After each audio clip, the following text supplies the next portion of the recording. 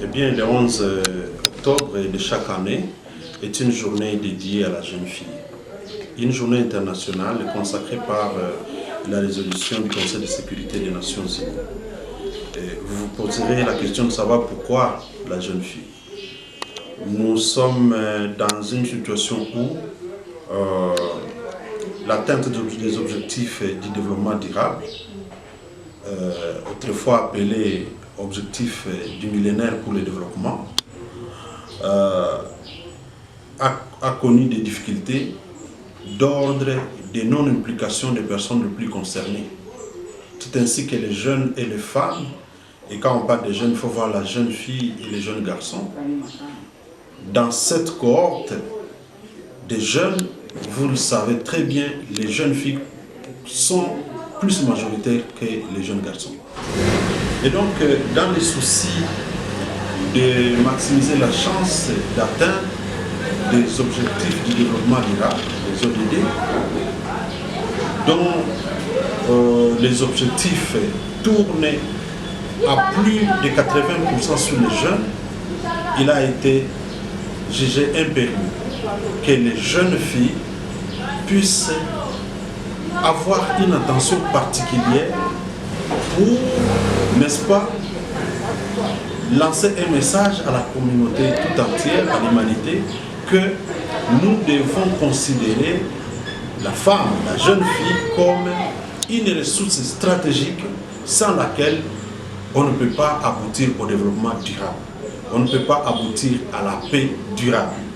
C'est ainsi que cette journée est consacrée pour le plaidoyer en vue de prendre en considération ces partenaires-là stratégiques qu'est la jeune fille pour l'atteinte des objectifs du développement durable. Et pour ce qui nous concerne, nous ne cessons de valoriser justement la jeune fille en tant qu'indivision et à la jeunesse dans ses attributions. Nous sommes conscients que la jeune fille doit être prise en compte et pour rendre l'utile à l'agréable. Vous savez qu'il y a seulement 2 jours en marge de cette journée à l'ILPGL. Nous avons animé une conférence d'éveil de conscience sur la génération numérique portant sur l'autonomisation de la jeune fille. Une initiative qui est soutenue par l'un des grands warriors de ce gouvernement, Sama Lukonde, à la personne de Mwindo Nzangi Butondo, qui s'est approché de notre ministre de la Jeunesse, Initiation à la citoyenneté, je parle ici de son excellent docteur Yves Boukoulouzola. Et ces rapprochements viennent justement donner un plus en ce qui concerne l'attention à accorder à la jeune fille. Il est question de dire à la jeune fille que son heure est arrivée, son temps est arrivé. Il faille que la jeune fille se considère et qu'elle puisse se mouvoir sans